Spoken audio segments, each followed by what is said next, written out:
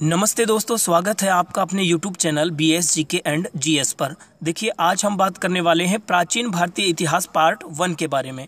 देखिए, प्राचीन भारतीय इतिहास से संबंधित 20 इंपॉर्टेंट क्वेश्चन हमने इसमें इंक्लूड किए हैं और इन 20 क्वेश्चनों में हम करीबन 50 प्लस क्वेश्चन यहाँ पर कवर करने वाले हैं। तो आइए टाइम जाया ना करते हुए क्वेश्चन स्टार्ट करते हैं। पहला जो क्वेश्चन है वो है, प्रागैतिहासिक काल को उद्घाटित करने का श्रेय किसको जाता है? Robert Foote, Richard Levy, Primrose और रॉबर्ट होम्स। तो देखिए, इसमें हो जाएगा राइट ऑप्शन नंबर 3। क्या हो जाएगा? ऑप्शन नंबर 3, प्राइम रोज। देखिए, प्राइम रोज को प्रागैतिहासिक काल को उद्घाटित करने का श्रेय जाता है। क्वेश्चन नंबर 2 की तरफ चलते हैं। क्वेश्चन नंबर 2 है, भारत में सबसे पहले पाषाणकालीन औजार कहाँ से मिले? तो देखिए, ऑप्शन नंबर 1 कर्नाटक, 2 झारखंड, 3 उड़ीसा, 4 आंध्र प्रदेश। तो देखिए, इसमें राइट आंसर हो जाएगा ऑप्शन नंबर 3 उड़ीसा। देखिए, यहाँ पे ऑप्शन नंबर 2 होना चाहिए था लेकिन 3 है, कोई बात नहीं। तो उड़ीसा राइट आंसर हो जाएगा। पाषाणकालीन औजार जो हैं वो कहाँ से मिले हैं? उड़ीसा से मिले हैं। देखिए, 1842 ईस्वी में कर्नाटक रायचूर के लिंगसुगर से सबसे पहले पाषाणकालीन औजार प्राप्त हुए थे। तो आपको बात याद रखनी है, इसमें 1842 में कहाँ से प्राप्त हुए हैं? कर्नाटक के रायचूर के लिंगसुगर से सबसे पहले पाषाणकालीन औजार प्राप्त हुए हैं। ठीक है, अगले क्वेश्चन की तरफ चलते हैं। अगला क्वेश्चन है, आदि मानव ने सर्वप्रथम किस हथियार का प्रयोग किया? तो देखिए, ऑप्शन नंबर 1 फलक, ऑप्शन नंबर 2 छुरा, ऑप्शन नंबर 3 तलवार, ऑप्शन नंबर 4 हस्त कुठार। तो देखिए, इसमें राइट आंसर हो जाएगा ऑप्शन नंबर 4 हस्त कुठार। देखिए, हस्त कुठार जो होता है एक पत्थर का बना हुआ एक हथियार होता है, जो कैसा होता है? वो ऐसा होता है। देखिए, ऐसा होता है। ठीक है, तो आगे चलते हैं। अगला क्वेश्चन जो है वो है हमारा, हस्त कुठार को खोजने का श्रेय किसको जाता है? देखिए, हस्त कुठार जो है उसको खोजने का श्रेय जो जाता है, ऑप्शन नंबर 1 प्राइम रोज, रॉबर्ट ब्रस, कनिंघम और रॉबर्ट प्रिंस।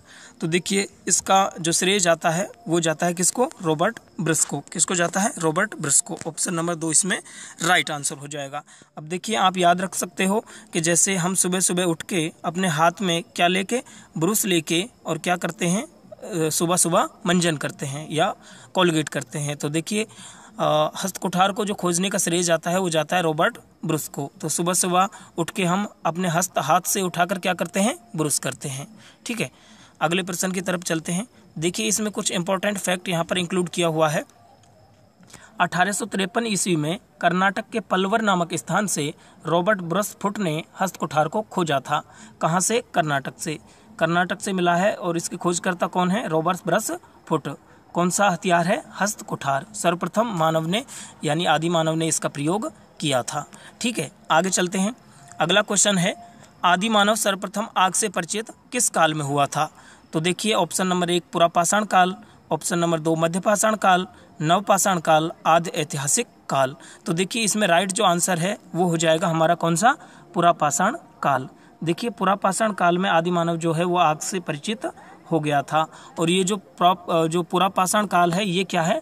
ये प्रागैतिहासिक काल का ही एक भाग है। देखिए, प्रागैतिहासिक काल में हथियारों के आधार पर, देखिए, जो पत्थर के हथियार होते थे, जो पाषाण के हथियार होते थे, उनके आधार पर इसको प्रागैतिहासिक काल को 3 भागों में बांटा गया था: पुरापाषाण काल, मध्यपाषाण काल और नवपाषाण काल। तो सबसे पहले पुरापाषाण काल में आदि मानव आग से परिचित हो गया था। ठीक है, आगे चलते हैं। देखिए, इसमें कुछ इंपॉर्टेंट फैक्ट इंक्लूड किए हुए हैं। इसमें क्या दिया हुआ है? आदि मानव जो है वो आग से परिचित पुरापाषाण काल में हो गया था, लेकिन उसका जो व्यापक प्रयोग है वो नवपाषाण काल में किया था। कब किया था? नवपाषाण काल में। तो अगर आपसे क्वेश्चन पूछे कि आदि मानव कब परिचित हुआ था, तो वो हुआ था पुरापाषाण काल में, लेकिन उसका व्यापक प्रयोग कब किया था? नवपाषाण काल में। ठीक है, आगे चलते हैं। अगला हमारा जो क्वेश्चन है वो है, सर्वप्रथम आग से परिचित होने वाला आदि मानव था। देखिए, आग से परिचित होने वाला जो आदि मानव था सर्वप्रथम, वो था कौन था? वो था होमो इरेक्टस। कौन था? होमो इरेक्टस। ऑप्शन नंबर 2 इसमें राइट आंसर हो जाएगा। ठीक है, अब देखिए, इसमें एक इम्पोर्टेंट फैक्ट दिया हुआ है, वर्तमान में मानव हेमोसेपियंस प्रजाति का है। जो वर्तमान में जो मानव है वो कौन सी प्रजाति का है? हेमोसेपियंस प्रजाति का। तो यह आपको याद रखना है, हेमोसेपियंस प्रजाति का। ठीक है, आगे हम चलते हैं। शिवालिक पहाड़ियों से कौन सी प्रजाति के आदि मानव के साक्ष्य मिले हैं? देखिए शिवालिक की जो पहाड़ियों से आदि मानव के साक्ष्य मिले हैं वो हैं ऑप्शन नंबर इसमें क्या सही हो जाएगा, राम पिथिकस। देखिए राम पिथिकस या इसे ही क्या कहते हैं, शिव पिथिकस। क्या कहते हैं इसे ही कहते हैं शिव पिथिकस। क्या कहते हैं, शिव पिथिकस। ठीक है, इसे ही हम शिव पिथिकस भी कहते हैं। इसके साक्ष्य कहाँ से मिले हैं? इसके साक्ष्य मिले हैं भैया, वो मिले हैं शिवालिक पहाड़ियों से। ठीक है, अगले क्वेश्चन की तरफ चलते हैं। अगला जो क्वेश्चन है ये देखिए, राम पिथिकस आदि मानव के साथ साक्ष्य जो हैं, ये साथ हो गया इसमें, सॉरी ये साक्ष्य है, ये क्या है, ये साक्ष्य है। ठीक है, तो ये जो आदि मानव राम पिथिकस है इसके साक्ष्य मिले हैं शिवालिक पहाड़ियों से। और ये किसने खोजे हैं? ये खोजे हैं देखिए रिचर्ड लीवी ने। किसने खोजे हैं? रिचर्ड लीवी ने। कब खोजे हैं? 1924 ईस्वी में। ठीक है, अब हम आगे चलते हैं। देखिए अगला जो क्वेश्चन है वो है भीमबेटका गुफा कहाँ स्थित है? देखिए ये कई बार क्वेश्चन पूछा भी गया है और कई बार इसमें कंफ्यूज भी होते हैं विद्यार्थी। तो देखिए इसमें हम बात करते हैं भीमबेटका जो गुफा है ये है मध्य प्रदेश में। कहाँ है? मध्य प्रदेश में। देखिए कई बार क्या है ऐसे कंफ्यूज हो जाते हैं। महाराष्ट्र में जो है वो क्या है, अजंता एवं एलोरा की गुफा है। क्या है? अजंता एवं एलोरा की गुफा। वो कहाँ है?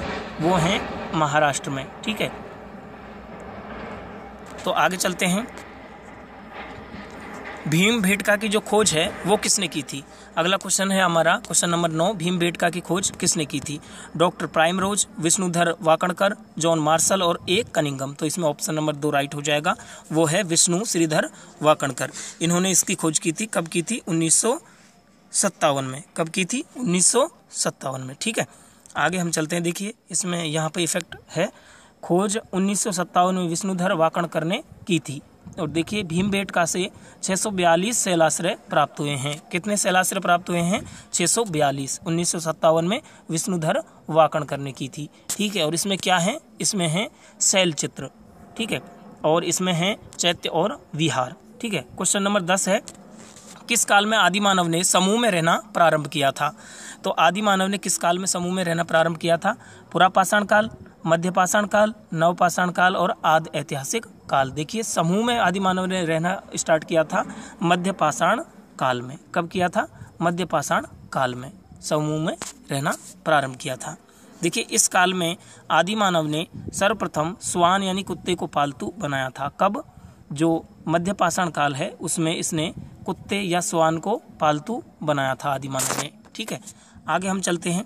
अगला जो क्वेश्चन है वो है पहिए का आविष्कार एवं मृद भांडों का निर्माण आदि मानव ने किस काल में किया था? ठीक है, किस काल में किया था? तो देखिए पहिए का आविष्कार और मृद भांडों का निर्माण आदि मानव ने किस काल में किया था? वो किया था भैया नवपाषाण काल में। किस काल में? नवपाषाण काल में मृद भांड, क्या मृद भांड और पहिए का आविष्कार किया था। किसका आविष्कार किया था? पहिए का आविष्कार। ठीक है, तो आपसे क्वेश्चन पूछे मृद भांड और पहिए का आविष्कार कब किया था? तो वो किया था नवपाषाण काल में। ठीक है, देखिए धातु के रूप में सर्वप्रथम तांबे का प्रयोग किया एवं खाना पकाकर खाने लगा। कब? नवपाषाण काल में। ठीक है, आगे चलते हैं। अगला हमारा जो क्वेश्चन है, स्थायी बसावट के साक्ष्य कहाँ से प्राप्त हुए हैं? देखिए स्थायी बसावट के जो साक्ष्य प्राप्त हुए हैं, ये साक्ष्य है, थोड़ी टाइपिंग में मिस्टेक हो गई, ये साक्ष्य है। तो स्थायी बसावट के जो साक्ष्य हैं वो कहाँ से प्राप्त हुए हैं? वो प्राप्त हुए हैं हमें मेहरगढ़ से। कहाँ से प्राप्त हुए हैं? मेहरगढ़ से। और ये मेहरगढ़ कहाँ है? देखिए ये मेहरगढ़ है पाकिस्तान में। कहाँ है? पाकिस्तान में। ठीक है, अगले क्वेश्चन की तरफ चलते हैं। क्वेश्चन नंबर 13 है, पशुपालन के प्राचीनतम साक्ष्य कहाँ से प्राप्त हुए हैं? देखिए पशुपालन के जो साक्ष्य प्राप्त हुए हैं प्राचीनतम, वो हमें प्राप्त हुए कहाँ से? बागौर से। ठीक है, कहाँ से प्राप्त हुए? बागौर से। और ये बागौर कहाँ है? ये राजस्थान के भीलवाड़ा जिले में है। बागौर कहाँ है? राजस्थान के भीलवाड़ा जिले में पशुपालन के प्राचीनतम साक्ष्य यहाँ से प्राप्त हुए हैं। ठीक है, क्वेश्चन नंबर 14 आ जाता है, गर्तावास या भूमिगत निवास के नवपाषाण काल के साक्ष्य कहाँ से मिले हैं? यानी कि अंडरग्राउंड के जो अंडरग्राउंड निवास है उसके हमें कहाँ से साक्ष्य मिले हैं? तो देखिए ये साक्ष्य हमें जम्मू कश्मीर से मिले हैं। ठीक है, और ये जम्मू कश्मीर में कौन सा स्थान है? ये है जम्मू कश्मीर का बुर्ज होम। देखिए ऑप्शन नंबर 1 कोल्डी हवा, लोथल, मेहरगढ़ और बुर्जहोम। तो ऑप्शन नंबर 4 इसमें राइट हो जाएगा। क्या? बुर्जहोम। देखिए बुर्जहोम जो है वो कहाँ स्थित है? जम्मू कश्मीर में स्थित है। यहाँ से अंडरग्राउंड यानी कि गर्त निवास के क्या मिले हैं? साक्ष्य मिले हैं। अगला क्वेश्चन हमारा आ जाता है, धान की खेती के प्राचीनतम साक्ष्य कहाँ से मिले हैं? देखिए धान की खेती के जो प्राचीनतम साक्ष्य हैं वो हमें मिले हैं कहाँ से? कोल्डी हवा से। ठीक है, तो इसमें ऑप्शन नंबर क्या हो जाएगा? 2 राइट हो जाएगा। ठीक है, थोड़ा टाइम का मैनेजमेंट देखते हुए, ज़्यादा टाइम ना लगे इसलिए मैं थोड़ा जल्दी आपको बता रहा हूँ, तो आप जल्दी जल्दी देखते रहें। ठीक है, तो इसमें ऑप्शन नंबर क्या हो जाएगा? 2 कोल्डी हवा। और ये कोल्डी हवा कहाँ है? ये है यूपी में। ठीक है, कहाँ है? यूपी में। ठीक है, अब कोई भी जो इससे संबंधित इफेक्ट है वो नीचे है। कोल्डी हवा इलाहाबाद उत्तर प्रदेश में है। कहाँ है? इलाहाबाद उत्तर प्रदेश में। क्या मिले हैं? सबसे पहले धान की खेती के साक्ष्य मिले हैं। ठीक है, क्वेश्चन नंबर 16 है, जले हुए चावल के साक्ष्य कहाँ से मिले हैं? देखिए जले हुए जो चावल के साक्ष्य हैं वो यहाँ पर ऑप्शन हमें दिया गया है मोहनजोदड़ो, हड़प्पा, कालीबंगा और लोथल। तो ऑप्शन नंबर 3 इसमें राइट हो जाएगा।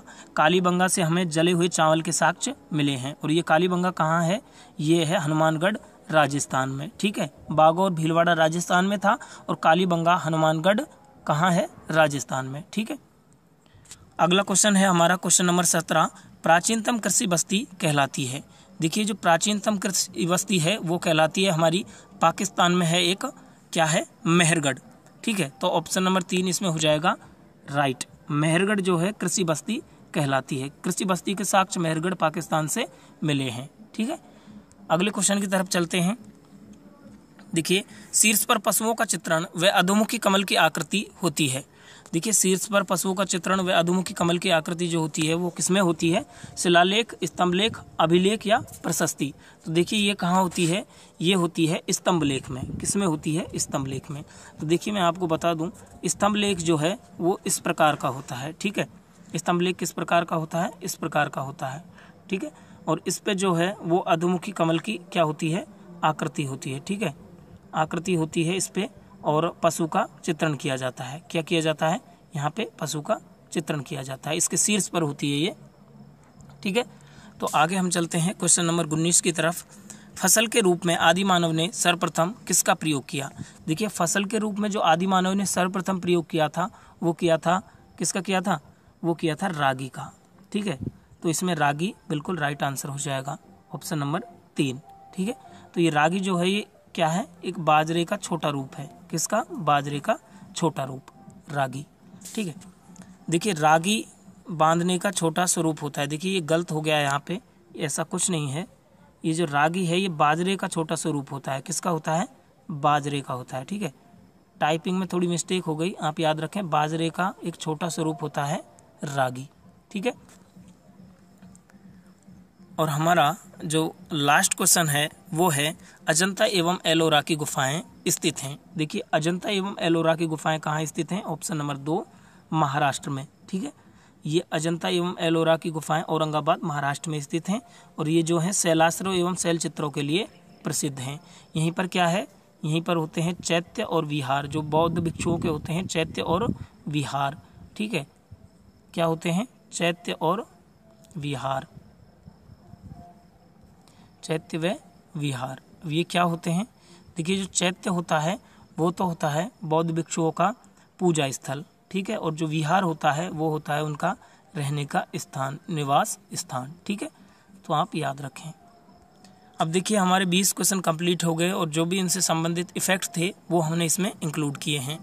तो देखिए आप जो भारतीय इतिहास की सीरीज़ है उसका पार्ट नंबर 2 आने वाला है, जिसमें हम सिंधु घाटी सभ्यता के बारे में बात करेंगे। जितने भी इम्पोर्टेंट क्वेश्चन बनेंगे सिंधु घाटी सभ्यता से वो हम आपको प्रोवाइड करवाएंगे। ठीक है, तो आप चैनल को लाइक करें, शेयर करें और सब्सक्राइब करें, दोस्तों के साथ में बिल्कुल शेयर करें। ठीक है, मिलते हैं अगली वीडियो में, तब तक के लिए घर रहें, स्वस्थ रहें और हंसते रहें, मुस्कुराते रहें।